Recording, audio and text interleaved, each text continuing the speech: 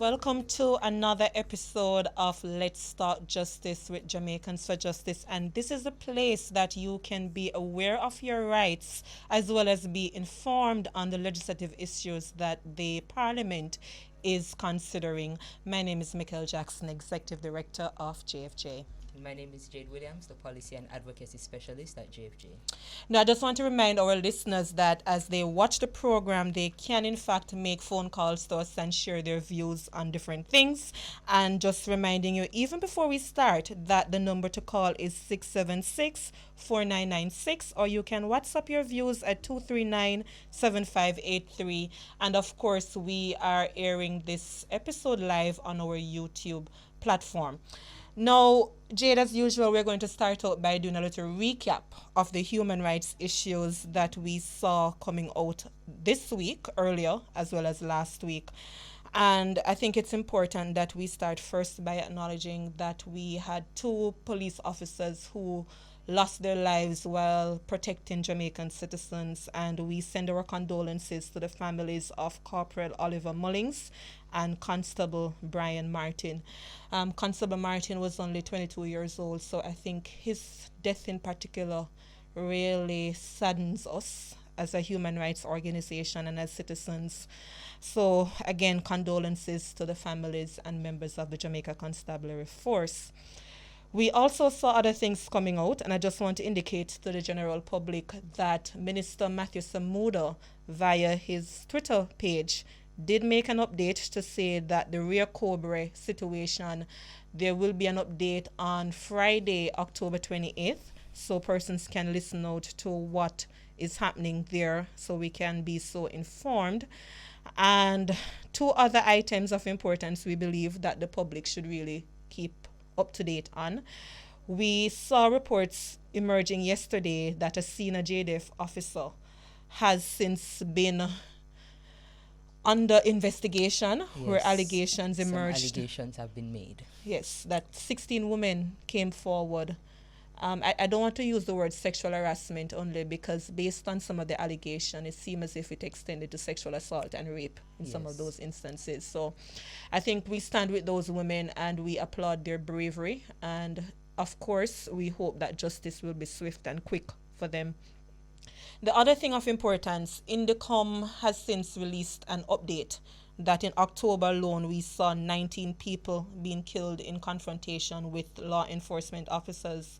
And of course, JFJ, we recognize that each case has to be dealt with on a case-by-case basis, and we make no assertion as to the circumstances, but the numbers are quite alarming.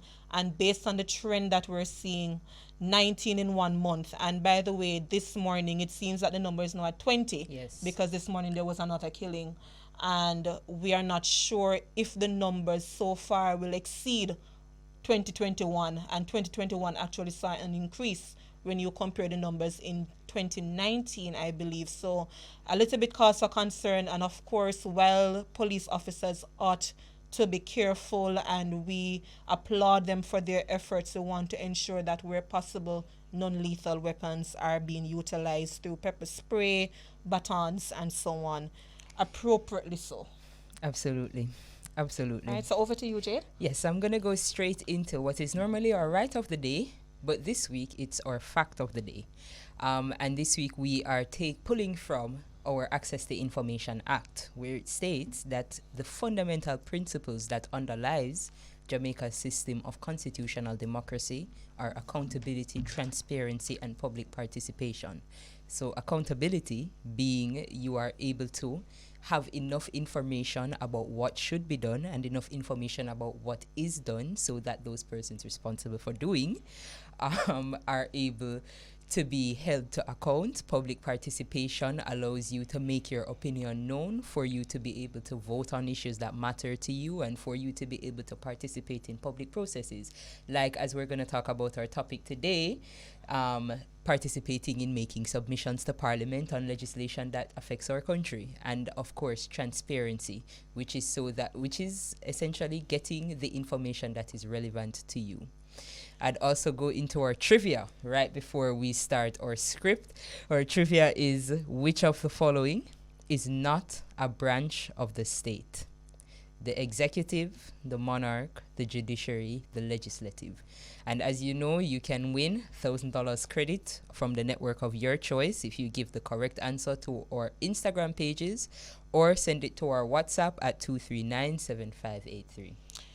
And as you were talking about some of those key principles of democracy, transparency, and accountability, clearly the fact of the day is quite appropriate for the topic that we're about to discuss, which is the Integrity Commission and several elements around strengthening the anti-corruption framework in Jamaica. And just to start out, in 2020, the Transparency International Corruption Perception Index, CPI, gave Jamaica a score of 44 out of 100, with 0 being very corrupt and 100 being little to no corruption. This scoring placed Jamaica at number 69 out of 180 countries in all, and 5th in the Caribbean for corruption. This data clearly indicate that Jamaican citizens do perceive their public officials as highly corrupt in carrying out their official duties. The Integrity Commission, formed in 2017 by the Integrity Commission Act, operates under a $1 billion budget and is the merger of several previous separate anti-corruption agencies. And its purpose is to promote and strengthen the measures for prevention, detection, investigation, and the prosecution of acts of corruption. And over the past couple of weeks, a joint select committee has been taking recommendations on the act and its possible amendments. Members of civil society have expressed concern because one of the Integrity Commission's mandate is to enhance public confidence that acts of corruption and impropriety committed by persons exercising public functions will be appropriately investigated and dealt with in a manner that achieves transparency, accountability, and fairness. The principal director of the National Integrity Action believes that the objective cannot be achieved with the proposed gag order that is currently in the Integrity Commission Act. I think we have a clip from Trevor Monroe.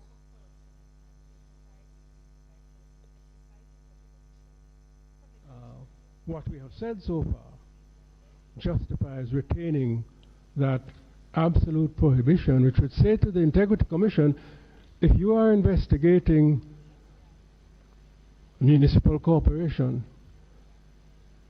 you can't state that to the public. You ask a question, you can't say yes or no.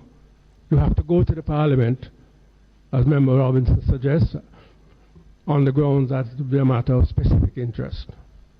I think that this is an excessive curb. The concerns and recommendations raised by the NIA have similarly been expressed by the Integrity Commission, the Jamaica Accountability Meter Portal, and of course us at Jamaicans for Justice. Member of Parliament Julian Robinson has, however, challenged the calls for the removal of the gag clause.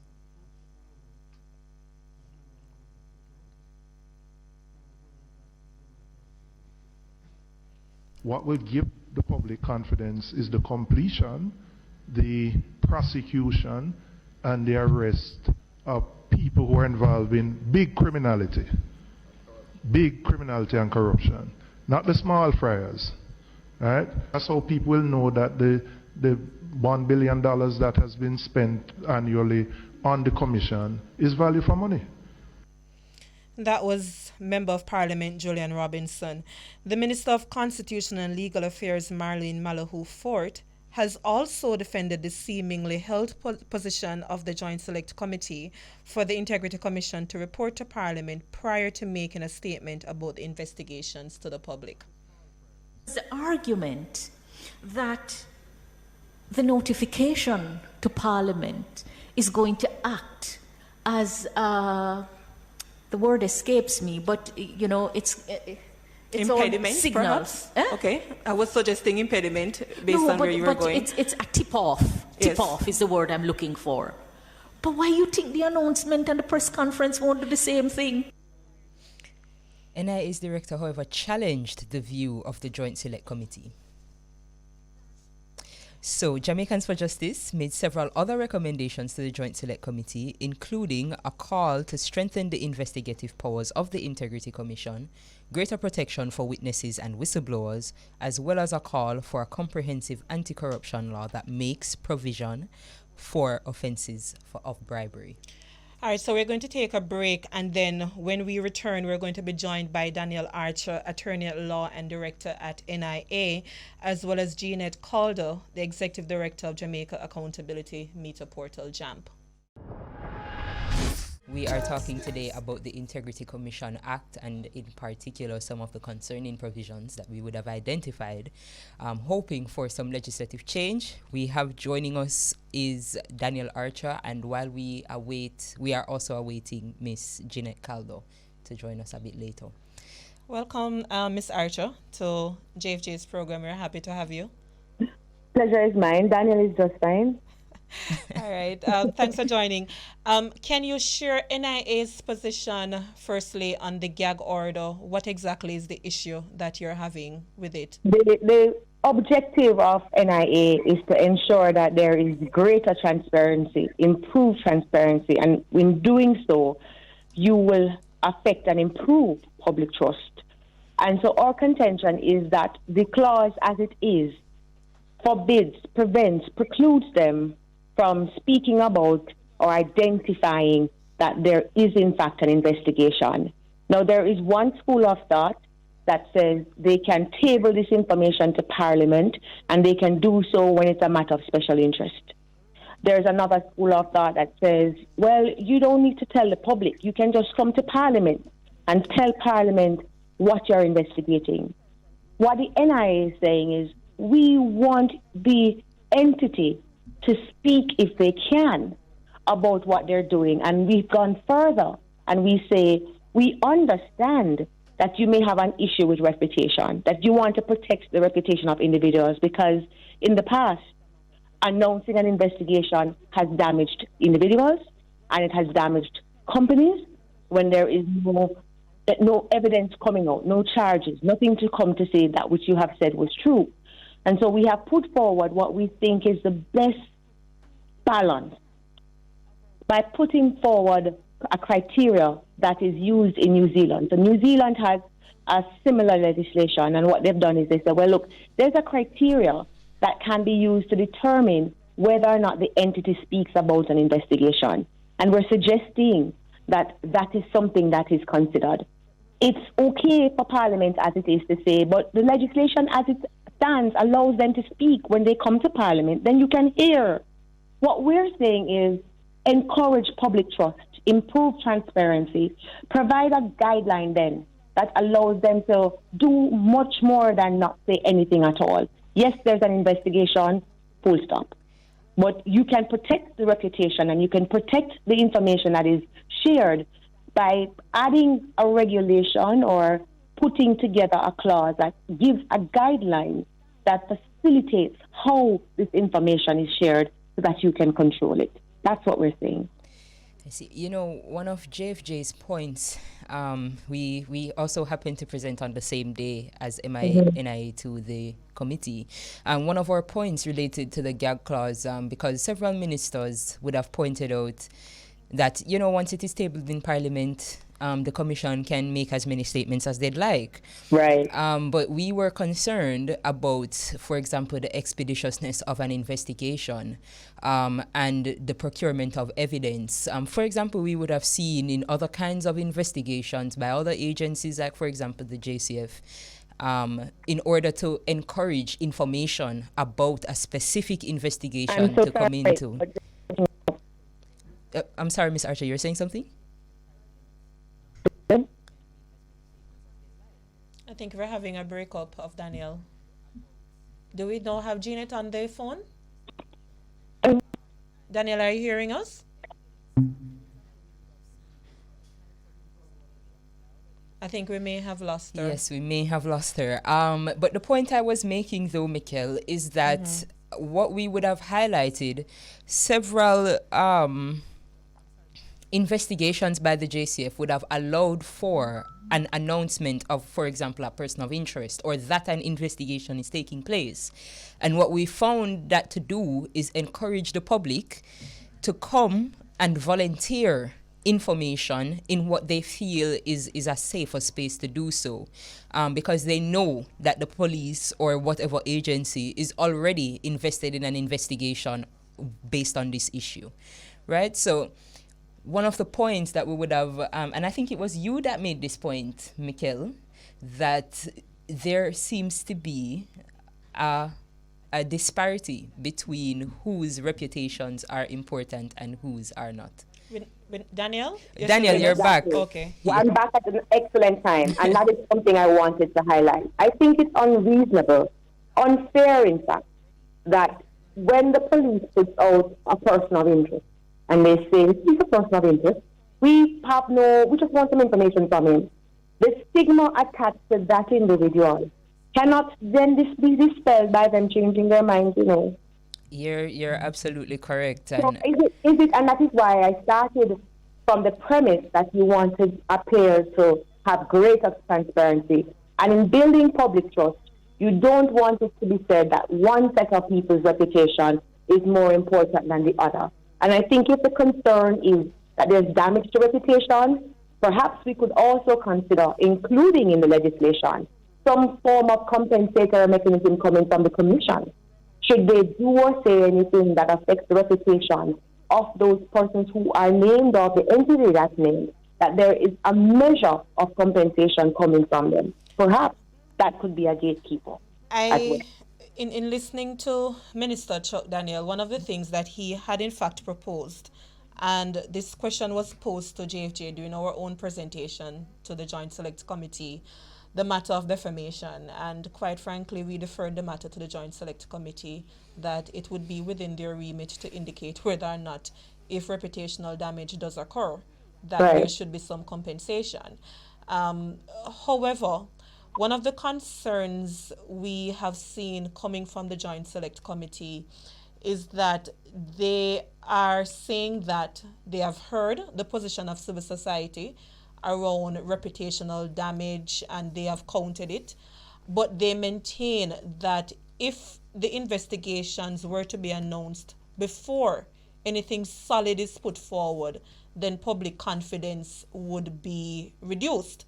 And we have counted from JFJ to say that it's quite the opposite, that by remaining silent, you may find that public confidence will still be lowered. I'm not sure if NIA has a position on this. I listened to your principal director speaking, and he had made some reference to the situation to say that not in NIA, my apologies, the Integrity Commission was not able to confirm or deny some recent things happening in the public space relating to the Prime Minister's certification of his statutory declaration, and that by not being able to confirm or deny, you may have confidence being lowered in the public office of the Prime Minister as well as the Integrity Commission itself. I'm not sure where your position on being able to speak generally may in fact increase public confidence. I believe we stand with you that speaking, and I want to be very careful here. Yes. When we say to speak, remember we have advanced a criteria that they would use to judge whether or not they should indicate what is happening if there's an investigation. And that criteria simply said, we look at public interest, you look at the reputational damage or harm to the potential individual or the business under investigation, you look at the level of details required to ensure that there's a high level of accuracy in reporting. When we do something like that, you engender public confidence. And I dare say, with the greatest of respect, that as it stands, a majority of Jamaicans have no public trust. So the corollary would be that you would want to do something to elevate that trust, and that is speaking to the people. I think we need to make that distinction, and it is perhaps something that I've heard a parliamentarian say, that they don't get it. It's a thankless job, but it's also a job that requires you to be completely honest with the people. And we lack that kind of transparency and honesty. And I think allowing an entity to say, yes, there's an investigation, and perhaps utilizing the criteria indicate that there are ongoing investigations. You can look at the website, you can see what is happening. People then begin to believe that the system is working because these issues of corruption or these allegations of corruption are being dealt with. And so public confidence in the industry, in the institution, begins to develop a little bit more because we can see that it's happening. I think one of the things that we are not looking at is that the response of Parliament seems to be protecting Parliament or protecting parliamentarians, and that in and of itself does not lend confidence to the legislation or to the arguments put forward that says they can speak. I think one of the ministers perhaps would challenge you on that, Daniel, wherein there kept being this reiteration throughout the sitting to say that parliamentarians are but mere a small subset of public officials. That yes, but they are the ones we see, my friend, and they are the ones that we're asking to set the example, to come forward and say we have nothing to hide, we are prepared. So this is the allegation, and we're answering it. Yes, it's a thankless job, but it's a job that requires absolute scrutiny. Yes, and you have to remember this is in a situation where they are also given an opportunity to have access to vast resources. And I'm not just talking about monetary resources. I'm talking about the length and impact of influence. yes. And so if you want to engender public trust, it's one of the sacrifices I think the parliamentarians must make, which is to make themselves open to the public. And we stand with you there. One of the wins, if I could call it, Jade, when we look at how the Office of the Contractor General used to operate with the posting of contracts and so on, we have not seen that necessarily coming from the Integrity Commission based on their reading of the Integrity Commission Act as it now stands. And I think the Joint Select Committee has signaled that they would support the posting of contracts. I'm not sure if NIA has a position on that particular matter, because I would want us to separate the types of information that we're talking about. Investigation, different from certain special reports, as they call it, different from contracts and so on. Does NIA have a position on the matter of contracts being posted on the Integrity Commission website as a win? Specifically, I think where NIA stands is wherever it leads to transparency, yes. Wherever it encourages transparency, then we would always support that. I think you've made a point, though, which I want to touch on. The interpretation of the legislation. The Integrity Commission is of one view and Parliament is of another view, which to my mind suggests that the legislation can be much clearer. Agreed. We had in fact posed that, Jade, during our presentation to Minister Yes. Malahoo Fort. Yes, we did, because the minister is adamant that it is a misinterpretation why the commission believes that their powers are abrogated. That they're constraining themselves. Yes, and so and like you said, Daniel, we think that if it is so that so many persons can interpret the legislation in a way that was not intended, then it would be useful to revisit how the legislation is constructed so that it can be clearer for those who intend to interpret it on a daily basis.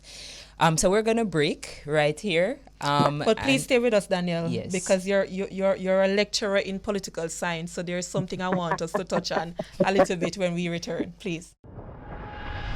Welcome back to Let's Start Justice. Today we are gagging corruption, as our producer has called the episode. We're talking about the Integrity Commission Act today. We are joined by Daniel Archer from the National Integrity Action. Michaela, I believe you had something pressing to ask Daniel. Well, I don't know about pressing, but You're trying to draw me into.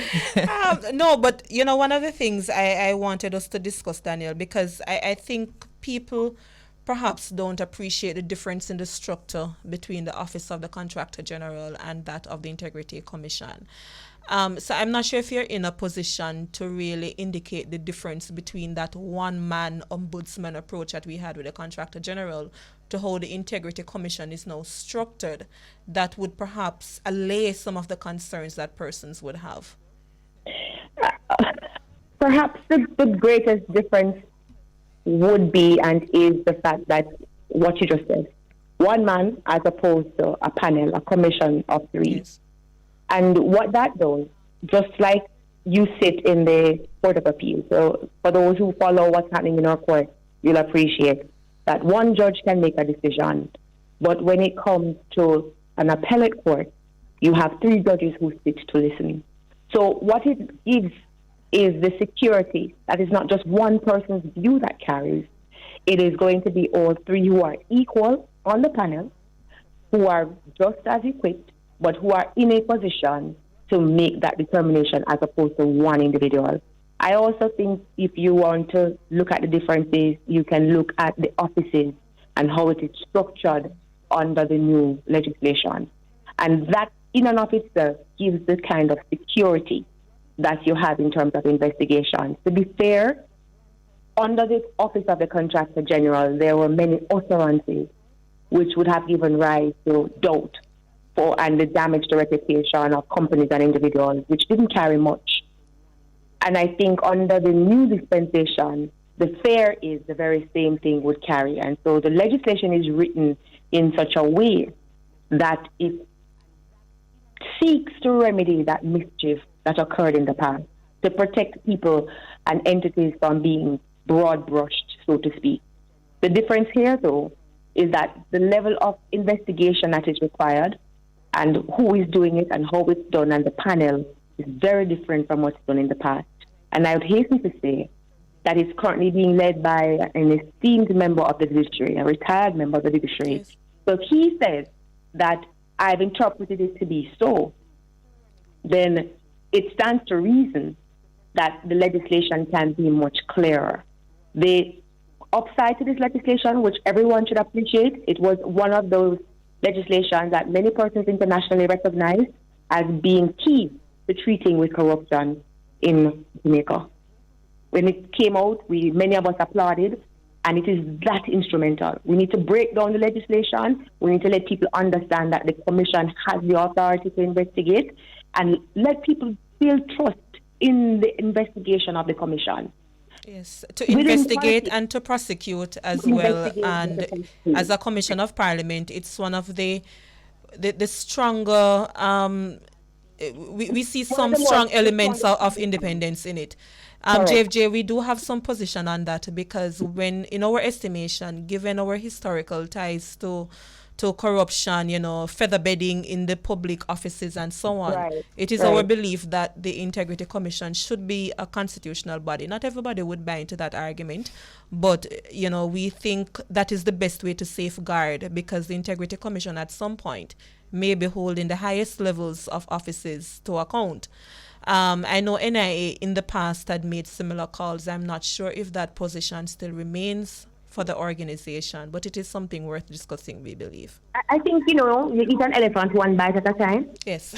Yeah, I think that's where we are. Okay. I think what you want to do is, it would be a dream if you had a freestanding commission, a freestanding independent commission, absolutely independent.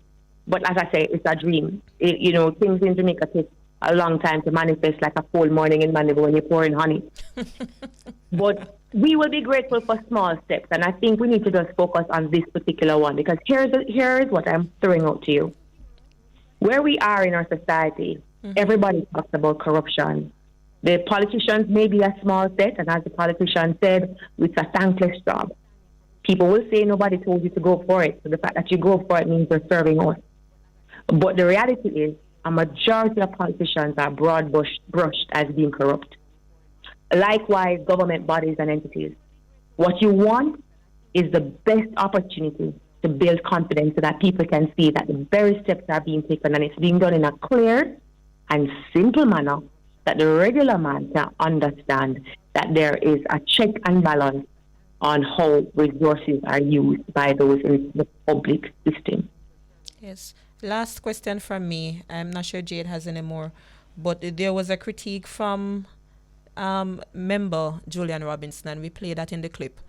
And JFJ, we also have our own criticism of the Integrity Commission, because we believe that I won't go down the road about the operational cost. I won't do that. But we believe the $1 billion that is being quoted every day. But we believe that given the powers that the Integrity Commission has, we question the pace of investigation, the fact that we have not seen any major cases being prosecuted. And then when we see cases of corruption in the media, we don't get a sense that it is the Integrity Commission that is pursuing those cases. So Member Robinson had made a statement to say that what would in fact build public trust is Integrity Commission pursuing those cases and prosecuting them. Is there a position from the NIA around the effectiveness of the Integrity Commission to date? I have no authority to address that, as in it's not something that I was given a brief on. What I can say, though, is our position in respect of transparency. And so you would have heard the member say that you must go after the big criminals. Yes. You know, I think where we need to address our mind to is we want more from the commission. We want to hear more of the investigation. Do you hear what I said? We want to hear. We want more. Because it may very well be happening, but we don't know. Correct. And because of that, there's a clause in the legislation that says of special interest. It may very well be that they may be of the view that those matters aren't of special interest to Parliament. And so we are not hearing from them. And so it takes us right back to where we started. Perhaps if they were able to say an investigation is being conducted and the state of the investigation, then we would know more about how it is they're going about achieving their purpose and objective, as the minister was reminding us in Parliament of the purpose and objectives, and I would mean Minister Malahoo Fort. He kept reminding us of the extent of the powers that the Commission has. Whether they're using it effectively is another test, and you are perfectly right to ask them, how is this going on? But they perhaps will tell you. We can't tell you. Yes. But you know, Danielle, I So did say I had a last point, but I want to chip in as you talk about the oversight of the Integrity Commission. For the public to be aware that the Integrity Commission is a commission of Parliament, and therefore there is an oversight committee that exists to also ensure that the Integrity Commission is acting within its mandate. And perhaps this is not a question for you, but I'm not sure if NIA has any thought on it. When we read the Integrity Commission's last report, annual report, it suggests that the Oversight Committee had in fact met only twice during 2021. And I would suggest to Parliament that as it improves and increases its own oversight of the Integrity Commission, that frequency of meetings need some improvement. Well, we did indicate as part of our submission that we were actually happy with the first review, which was conducted within 5 years. Yes. Now, the efficacy of the frequency of the meetings and the management, those are things that we would have to certainly look at to see that the entity is doing what it is supposed to do. But I hearken to say that even in the face of that, where you may be of the view that they're not having as frequent meetings, does ask the question, then if you're not having frequent meetings and Parliament and the Commission is to issue a report on these matters, it may help for us to have that kind of transparency and completeness, that the Commission is allowed to indicate what it's doing and what it's not doing. Yes. And so that clause would need to be tightened or loosened or rephrased. To my mind, I have a huge problem with us just amending a clause. I think we need to just look at it and decide if it's working or not working and make it simpler and put it in as clear as you can so that there is very limited view for misinterpretation. And that, I do believe, would help with the reviewing and the expectations of management and the expectations of them communicating with us as to what is happening. Thank you so much, Danielle Archer.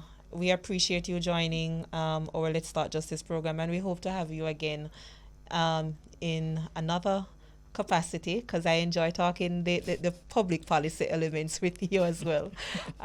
So thanks on behalf of JFJ. Pleasure, certainly mine. Have a good one. Bye-bye. Bye. So, Jade? Yes, I think that I want to go straight into a comment from our public view, because I think that Daniel has highlighted some of our concerns, but not just our concerns. For example, our public view question this week was, should the so-called gag clause, we said so-called because we like to keep ourselves on the right side of the law, prevent the Integrity Commission from disclosing investigations? Should it be removed?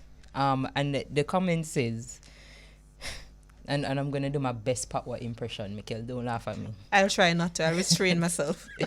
The way how corruption high in Jamaica, why would I want to shut up the company we deal with corruption? Something to write this up.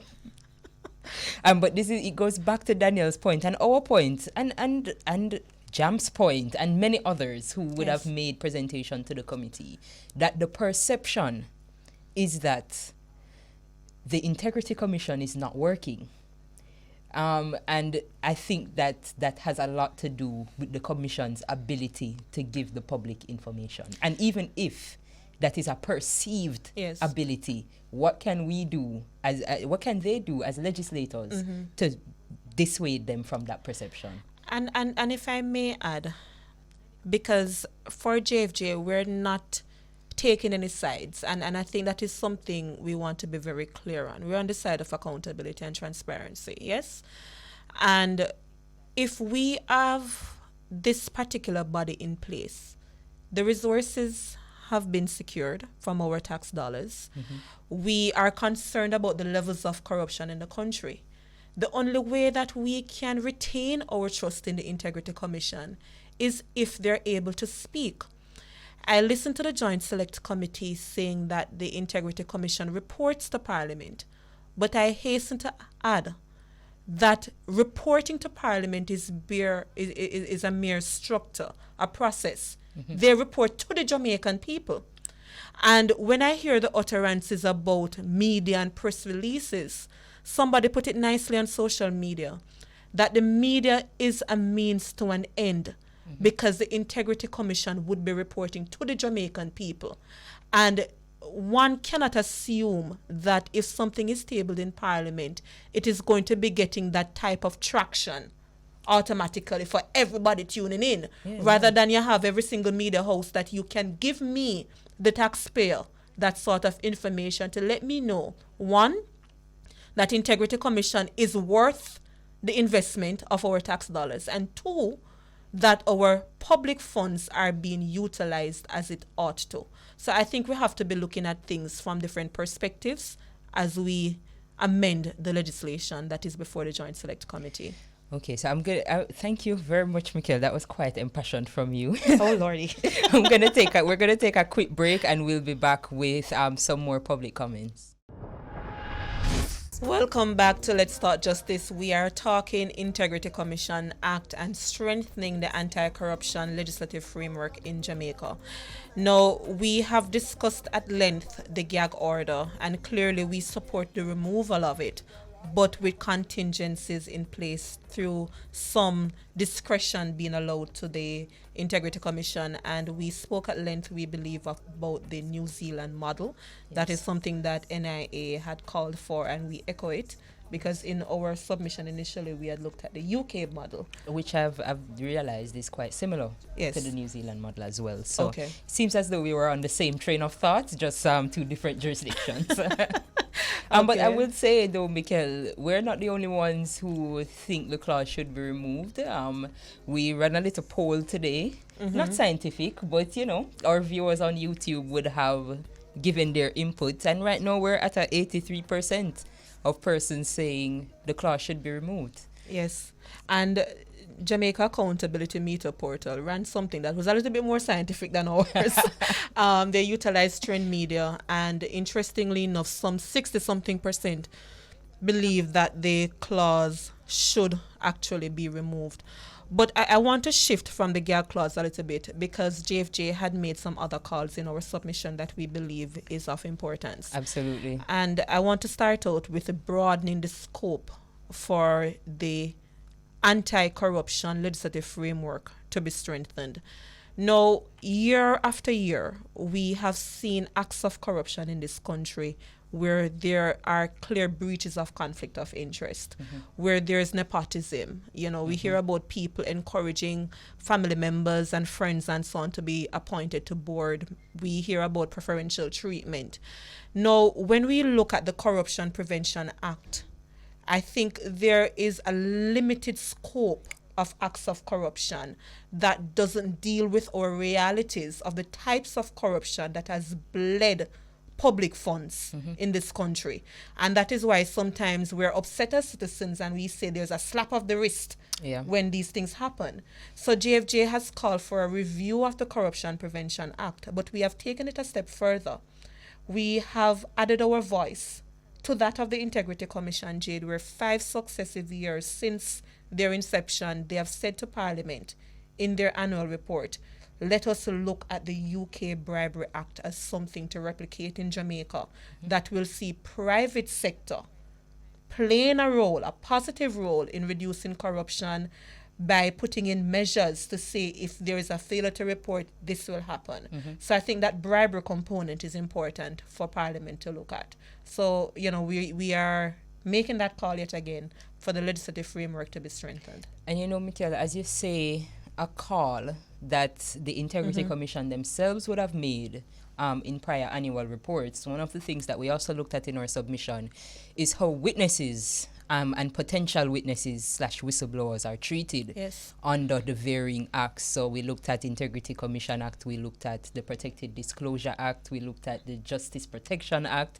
So we went all over in terms of our legislative framework. And many sleep at night, you're telling me? Yes, quite so.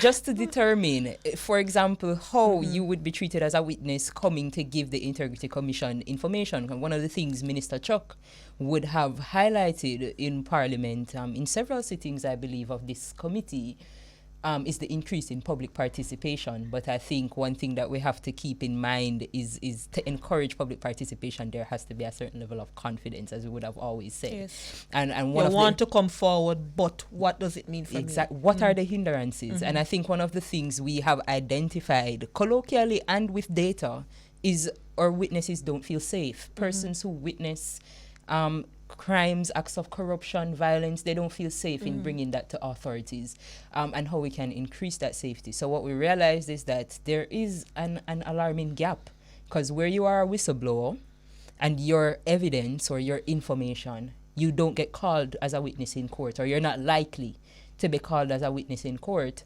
there's very limited protection for you. Yes. And that protection is very much based in economic and professional mitigations. Yes. And nothing to do with your actual personal safety or the personal safety of your family. And I don't know, I think it's something that we should be looking more closely at, especially in the kind of criminal landscape that we're in now. Operate in. Yeah. I'm happy you said it, because when we talk about blowing the whistle, so to speak, letting the public, for example, we look at the allegations that have reached the JPS, that, there is a data breach, and that data breach was made public because there was a whistleblower. Now, when you look at so you cannot say allegations. It happened. It happened. I like to err on the side of caution. But when we look at these things, and as you said, in the 80s, the 90s, the 2000s, our historical ties to gangs, awarding of contracts to some of those elements and so on. If I am to blow the whistle, what are the protective measures in place for me? When we looked at the Integrity Commission's annual report, we saw them making reference to the Witness Expense Act to indicate that you need more funds to support witnesses being able to come and give evidence in court, their travel expenses, and so on. And yes. But you highlighted, Jade, that there may be actual harm to me. Absolutely. You might not be able to take up the expenses because you are no longer here. And it's beyond the expense, because if there's harm to me and my family, how can you support me for me to want to blow the whistle, to give that sort of evidence for you to break that cycle of corruption? And we're happy to report that in the Joint Select Committee reviewing the Integrity Commission Act, we were advised that the Joint Select Committee reviewing the Protected Disclosure Act, which is the Whistleblower Act, will convene November 20 or 22nd. 22nd. Yes. And JFJ, we had made a submission, and there are several elements around that. We won't go into it today, but our submission is there for Parliament to look at. And when the time comes and we receive our invitation, then we will speak more. There is one last thing I want to speak of in terms of our submission that we had made to Parliament, and that is strengthening the investigative powers of the Integrity Commission as is. We did note that the Integrity Commission, and I have to say kudos to Parliament, because when we reviewed the types of commission that exist, we see where you may have a commission in and of itself, but they have to work with law enforcement in order to investigate. do the investigation. Or you may have to work with your public prosecution to prosecute. In Jamaica, we have an integrity commission that is so strong that it has both an investigative arm as well as a prosecutorial arm. But we're saying that you may have circumstances that requires the powers of arrest, the powers to seize and search. That is the language. You're the attorney. I don't want to be using legal terminology. Yes, you can use that. So the powers of a justice of the peace, we believe, should be given to the Integrity Commission, so that for situations that require emergency action, if you will, you don't have to rely on the partner agencies to be able to act. And that is something that happens right now in the Turks and Caicos that we are calling for Parliament to insert in our own act here. Well, I'm hoping to see what the report coming out of the Joint Select Committee will look like and what recommendations are taken. But I sincerely hope that one of the considerations made by the committee is about how we can better support those individuals who are victims of acts of corruption, because that would require maybe some civil action. And as you know, civil action is not free and it's not cheap. And in the very New Zealand and Australia, there is something called a Victim Support Act. So when people say, what about the victim? We would want to broaden the scope of the Victim Service Commission Division under the Ministry of Justice to perhaps a legislation that really spells out how to deal with the victims of crime in the country, including remedies. I agree. Well, I'm going to bring it back to a lighter note because we are coming to the end of our show today. But we do have a winner for our trivia this week, and this person will be receiving their $1,000 credit.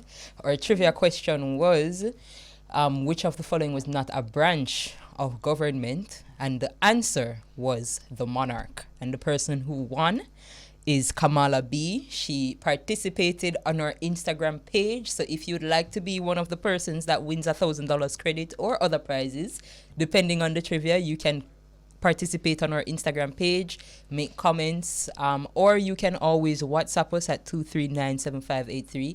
And that number, it works all the time, Monday to Friday, not just on Tuesday. So feel free, if you need to get in touch with JFJ, to WhatsApp that number, and we'll see how best we can assist. In the last minute, Jade, of the program, before we close out, just a little bit of civil knowledge for the public, and it was on the slide there. We had a little spelling error for interprets. It should be the E. I had to point it out. I want people to know that we can all spell at JFJ, right? But the monarch right now is no longer the Queen, because we know that the Queen passed. It's now King Charles III, and it's our head of state.